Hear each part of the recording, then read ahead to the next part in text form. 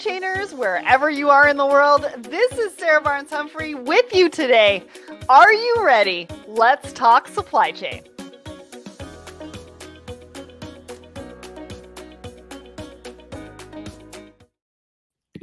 Good morning, everybody, and welcome to Thoughts and Coffee. Wow, I am really small on the screen. I'm guessing Nicole's going to change that in just a minute. There we go.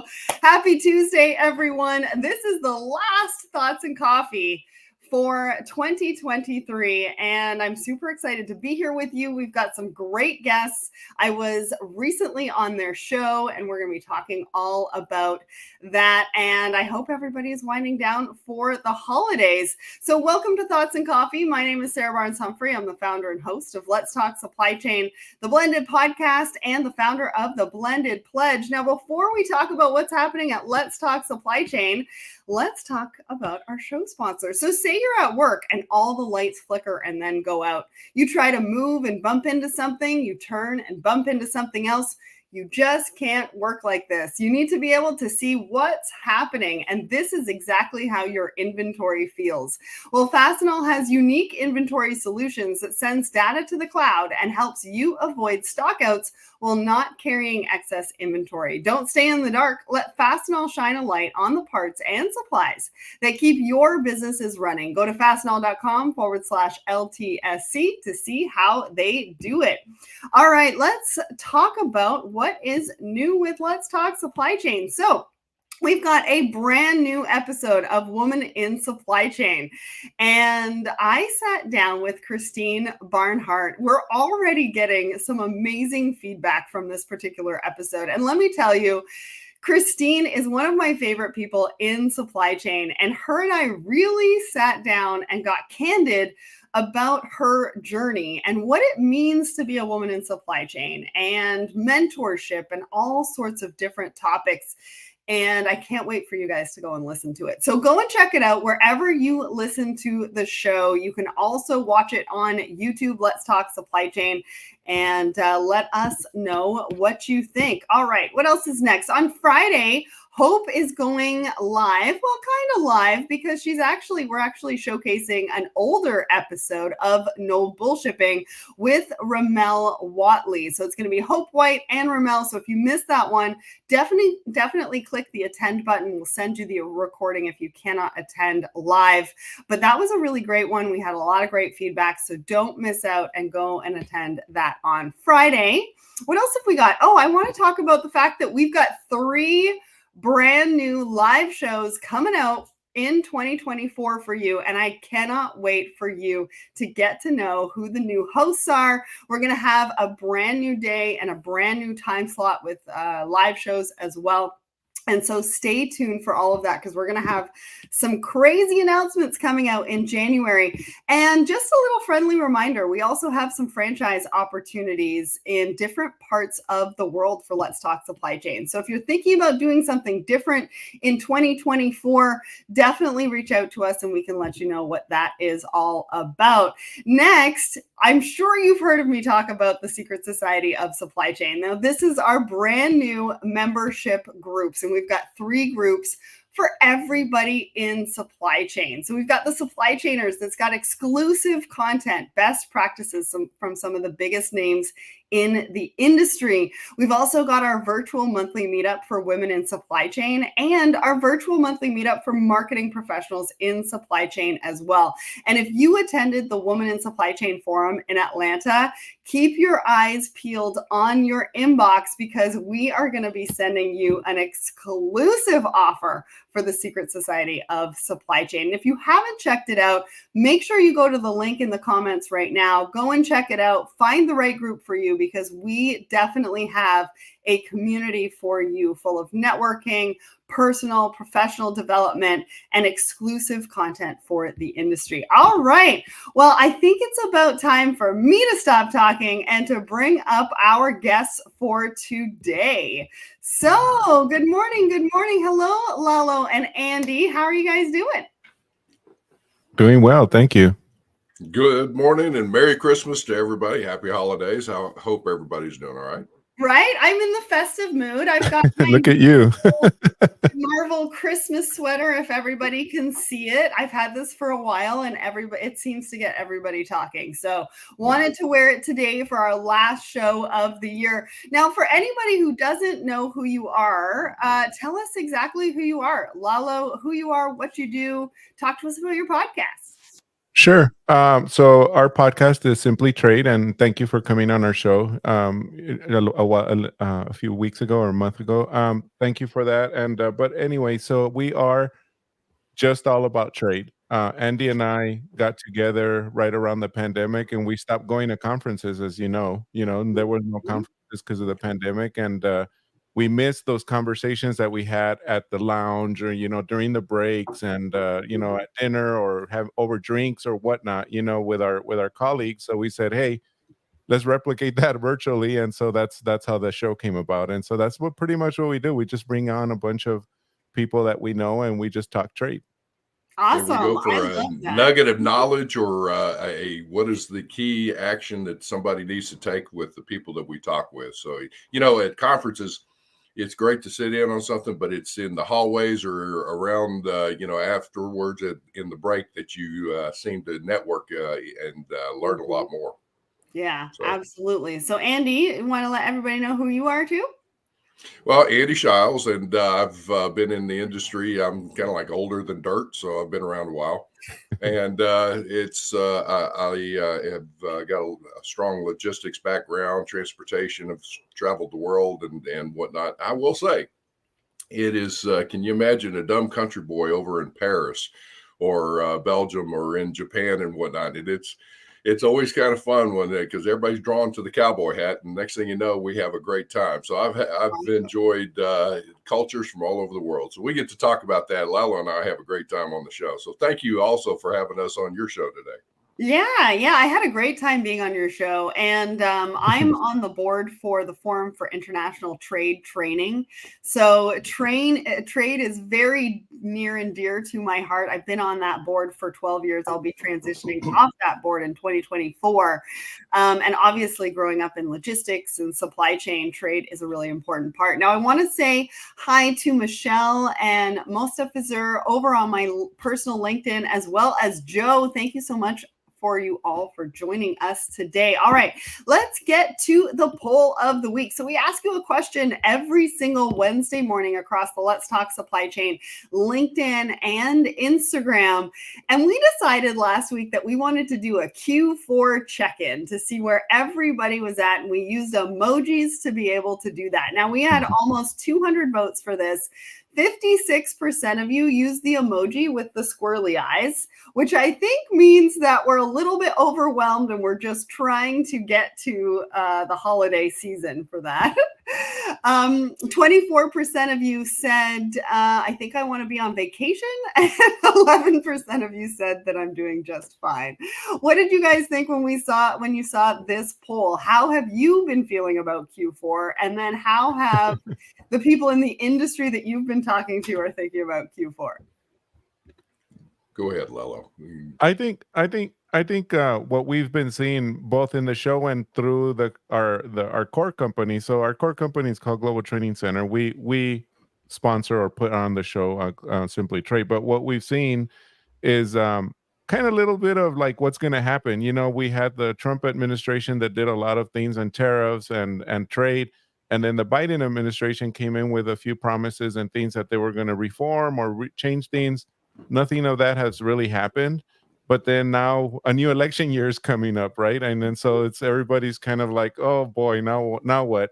At the very least is job security for everyone in trade, right? I mean, it's just keeping everybody busy. So I think that's what we're seeing a lot of, is kind of uncertainty of what's happening. So yeah, and that's the big thing, is that with the regulations and whatnot, there's a lot of bureaucratic things that are coming out with the agencies.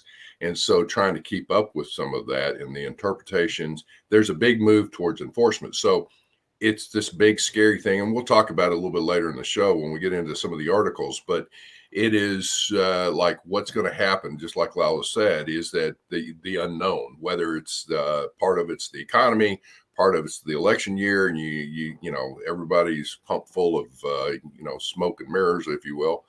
And then the other part of it is just a scenario like trying to keep up with your job, your family, you deal with all that. It's getting kind of chaotic. So I think that's what I'm pretty accurate on your poll. Yeah. Right? The emoji with the squirrely eyes, because The like squirrely eyes are spot on. Like, ah! Well, Peter says plan, plan, plan, and plan some more. I'm feeling that one right now.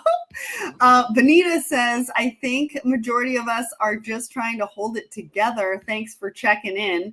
And Bruce says, better than I deserve. And we were like, well, you deserve all the great things, Bruce. So I hope you have an amazing holiday season. I think I don't know about you, but it seems to have come up really quickly. Like this year just went by really fast. And so the holidays have come by really quickly. I feel like a lot of people are trying to get things done before everybody goes on holidays. And I feel like more people are taking the first week of January off. And so it's actually pushing all of the work and everything into the second and third week of January. And people are feeling the pressure because conference season starts at the end of January. So it's kind of like, when am I going to have time to do all this? It is so chaotic at times, and it's like, you take off, you're needing time away, and like you said, this year's gone by, and even the holidays are the times that you're experiencing maybe with some family or friends. What it seems like you don't even get to enjoy them, because then while you're there, you're thinking, oh no, I've got the next thing going on. Right. And so this is going to go by, you pack away, you go away, and then you come back, and it's like your email's blown out. You got phone calls to make. You've got deadlines to try and meet. And it's like, why did I even go? So it's like, oh my. Well, I think, we want to encourage people being present, right? Not thinking about the next thing. Try not to think about the next thing and try to enjoy the holidays. Pravin over on my personal LinkedIn. Good morning. Sorry, Andy, go ahead. Oh, that's what I was just going to say. Get plenty of sleep, because when you get back, it's like, it's going to happen. So it's like, okay, try and get rest, enjoy your time, like you said, Sarah. But when you get back, you're going to be busier than a one-armed dairy farmer at milking time. So you might as well get ready for it, and let's just go.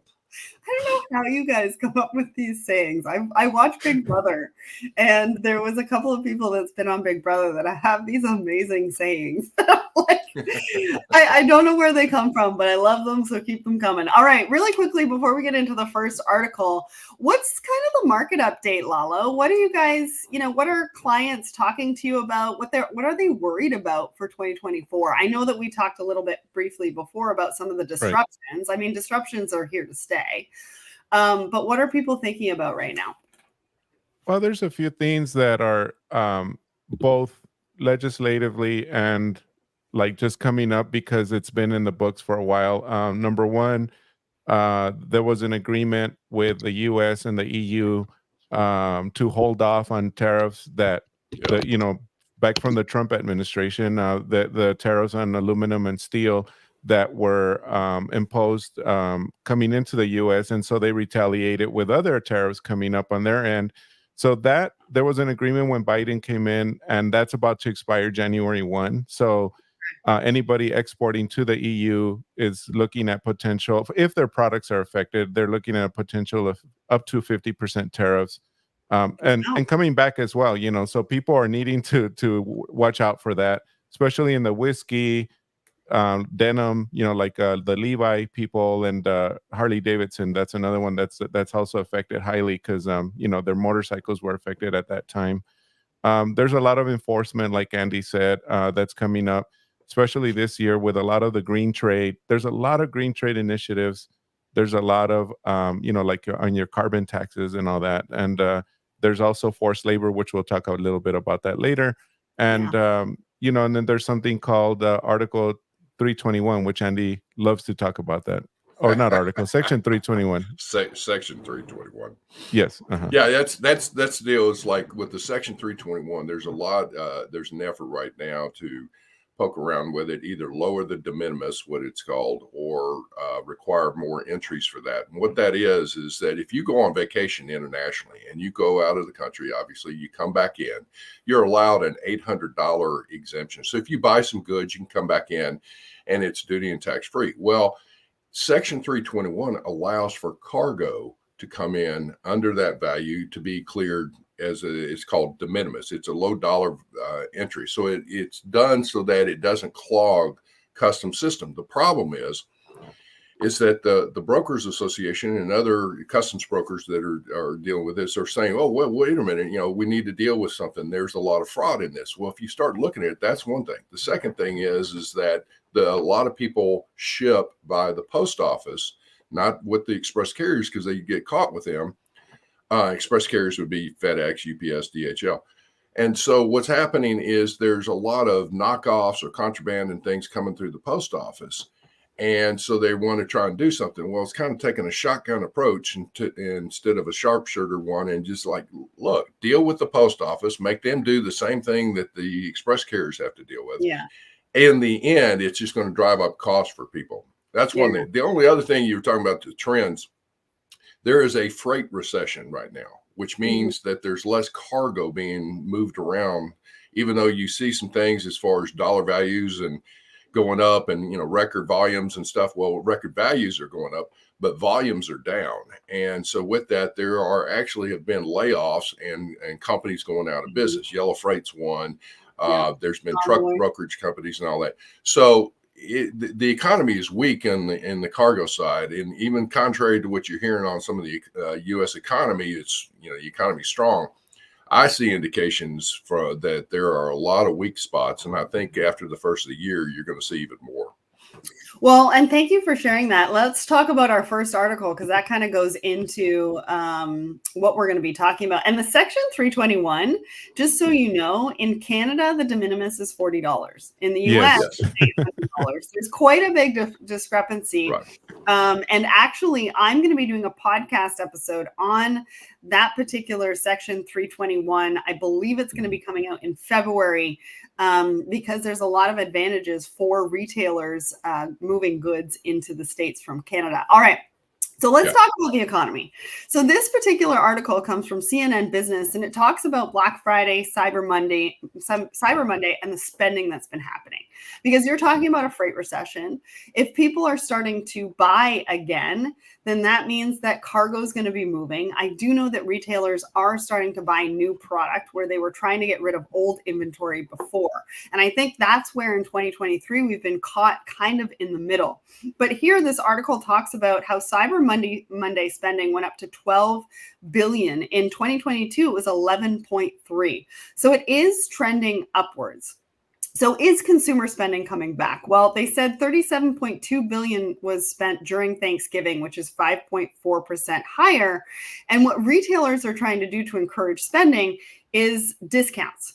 And what they're seeing is that the price of products is actually going back to the pre-pandemic level. And because of lower gas prices, they're seeing more consumer spending. So what do you guys think about this? What were your thoughts on this? What do we expect for growth and trade in 2024? Go ahead, Lalo. I mean, I have a real quick comment on that, and then I'll let Andy go. But the other comments that I did see, Sarah, were the indicators were that's true, all these that are trending up. But I also want to say that the reason was that because of all the sales and specials that were coming out during Black Friday and Cyber Monday, or during that period, people were now spending a lot more because they didn't get to spend that during the year because of the inflation and the recession and the economy. Right. And so they were self-gifting for one, I and did so that yesterday, not gonna lie. yeah. And so it may be a little inflated because of that. I don't know. I guess we'll see as we go into 2024. My only hope is, yes, please let the economy be in recovery mode. The stock market seems to indicate it, but yeah, that was about the only comment. But in trade, we do still see trends, of things getting back to normal, from before, right around the pandemic, but it's still taking a while to get there. So I like to hear about the pre-pandemic pricing. I mean, let's do it. Sorry, go ahead. Oh, that would be good, but I mean, in reality, they're only eating into their margin because the pre-pandemic pricing the inflation that we've encountered is going to set the bar up higher. So it's, there's just, you can't really go back unless there is negative inflation, if you will, on that. That's true. That said, I will say, along with what Lalo was saying, what I see is the difference. I'm glad to see that there was a lot of spending. Like Lalo said, there was a lot of this pent up, but people were cautious. They weren't spending quite as much. But the flip side of that, credit card debt is at its highest point. People are running, they're at a point they'll max out on this. So I think there's, again, that's another indicator on that. The other issue, though, is I sound like pretty pessimistic, and I hate to sound like that. It's kind of like one of those guys that's would brighten up a room by leaving it. So I was like, no, I want to try and be a little bit more positive here. But on all that is that it's a case where people are very strategic in their purchases. But I've seen the retailers, they do not have as much inventory. About in the summertime, there was an article that Lalo and I came across on our show that apparently manufacturing orders were down by 45%. So what it meant is that people were not ordering as much for to be prepared for this holiday season. And so what I'm seeing is a lot of them, and there's already stores here locally in the Memphis area where I'm at, is that they're running out of some of the stock because they just didn't want to have it carry over. They didn't know. Yeah. So like you made the statement, they're looking for more inventory. Well, that's because they don't want to get stuck with, a lot of stuff on hand. Yeah, and I think retailers have reduced the SKU count as well through the pandemic. Yes. Right? I think we learned our lesson on that one. But what I will say is I read an article the other day in The Hustle that said that the average net worth or the median net worth of American households right now is $1 million, which is the highest that it's ever been. So there's a lot of different information that's out there. And so I want to just make sure that I would like to be average now. Right? All right, let's get to our next article. So I thought this one was really cool, and I think you guys are really going to love this. It's called Electrified Roadways. Now, this is wireless charging, and it's going to be on the roads, and it charges vehicles while they're parked, driving, or idling, which right now EV cars are about, I think they're a range of about 300 miles. I think it's miles, not kilometers, but miles. Let's say miles. Yeah, miles. But this would actually give the vehicles unlimited range for EVs. And they're testing it right now in Michigan. It costs $5.9 million for a quarter-mile test, which I think is a little bit expensive. But think about what it could do for logistics vehicles as we move forward. What did you guys think about this article when you saw it? Well, personally, I love it. I have an electric car. I have a Mustang, the electric Mustang. So that would be cool. Not have to worry about that. Yeah. The one thing that I do want to say is we had a Craig Fuller from Freightways, which you probably know. He came on our show and he talked about electric cargo trucks. But the problem is that they're not long haul because the heavier they are, the shorter range they go. Power. And so there has been reports of those Uber long haul trucks being towed by fossil fuel trucks, of course, because they get stuck somewhere. But this would be cool. It'd be nice if that happens. But again, need to see it to put into practice. Yeah. Well, and I will say that the cost to do an electrified road, you just in your mind, it's gonna be very, very expensive. So, 5.9 for a quarter mile, that's almost $24 million a mile. And so probably as time goes on, they probably get it down to maybe, 20 million. All right, let's knock 3 million off, or what if 3 or 4 million off? That would be pretty expensive. Now, saying that, I got to tell you, I've just envisioned a lot of fun things with this. Is like, okay, what if you're driving along that little quarter mile spot, you have your button warmers on the seat, and something goes along, it's like, does it give you a jolt? Well, they do say it's safe for everybody, but maybe you might want to just knock on their door and say, have you thought of this one? So if anybody's listening, they're part of these electrified roadways, heed Andy's warning and just make sure for everybody from all angles. But I will say that I do like the fact that obviously for logistics vehicles and people working within EVs for trucking, delivery trucks, buses, taxis, it would make it a lot easier. And I know in Canada, I think 2035 is where they want to be for, I think 70% of people owning EVs, which I don't know if that is realistic or not. But the other question I have about this is who's going to pay for that? 20 million a mile. And that will be the other question and probably another barrier. All right. So we've only got a few minutes left because we are almost at the end of the show. But I do want to talk about this last article, which is talking about fighting forced labor. Now, you both did a podcast series on forced labor in supply chain. Why is it so important? And why do small to medium-sized businesses have such challenges with fighting this within their supply chains? Lalo? Real quick. So main reason is your supplier, but do you know your supplier's suppliers? Mm-hmm. And even worse, do you know your supplier's suppliers? Unfortunately, that's what it comes down to. They have something called a rebuttable presumption here in the US, meaning that if CBP suspects that your materials came from a forced labor, they can automatically seize it. It's kind of like guilty before being innocent. I mean, and you need to prove that it's not so that they can, release that cargo. So pretty much you need to know like down to the raw material level, Andy. And folks, when we're talking about forced labor, basically it is the modern day term for slavery. And these are people like in particular, you've got the northwest quadrant of China with the Uyghur population, the Mongolian population. You've got other parts, of course, in North Korea, you've got a bad situation as well, as we assume. There's other places around the world. All of that to say is that the materials, the cotton, for example, grown in that region or whatever, your material may be from a forced labor area, but then it's cut up, made into a shirt or something. Guess what? You'll lose the whole shipment if it comes in, if you haven't done your due diligence. And if you don't know what we're talking about, please ask questions, because it'll save you money on the front end or versus the back end here and all that. So forced labor is a big deal with customs and other parts of the world.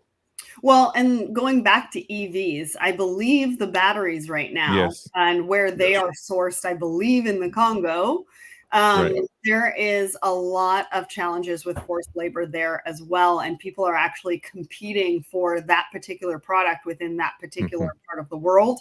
And so if you are in EVs, make sure that who you're working with and it's all compliant. Some of the solutions that you've talked about in this article are really about monitoring suppliers, which, to be honest with you, from a small to medium business standpoint, I can see that being a little bit difficult if they don't have necessarily the technology, if they have to do it manually, if they are just thinking about tier 1, maybe even tier 2 suppliers, but then who is behind that? And what are their policies and what are they doing? So we need to dig a little bit deeper. We need to take the time to be able to do that. You also talk about virtual training, but you talk about AI and blockchain also being part of that solution. Can you just elaborate on that for me real quick? Well, the consensus is that without technology, you're not going to get this done. It's impossible. It really is impossible. You do need technology. AI has come a long way and they do great things. Just so that I don't have to name a whole bunch of people, just get in touch with us and we'll let you know who the providers are. There's a lot of great software providers out there because of today's technology that you can do subscription based or one-offs or temporary. You don't have to buy this big enterprise solution like you used to back in the day when I was in software. I was in software for 25 years. And those enterprise solutions cost you 6 digits, sometimes 7 digits, and so. Yeah, you got to use automation, but in that there's a lot here to, unfortunately, we can't cover all of it. It's just reach out to us and we can point you in the right direction. And also listen to the series. All right. So I just want to let everybody know where we are going to be coming up. I did not put that on my screen. Here we go. So on Friday, No Bullshipping is going to be at 10 a.m. Eastern across the Let's Talk Supply Chain channels. And then, of course, in February 5th through 7th, I'm going to be at Manifest. I'm going to be recording some podcasts on site. I'm going to be talking to some of the booths that are going to be there as well for Manifest in particular. And so if you're there, make sure you come by and say hi, because I would love to see you. All right, Lalo and Andy, thank you so much for having me on your show. And thanks so much for coming on Thoughts and Coffee today. We Well, thanks for appreciate the you. invite.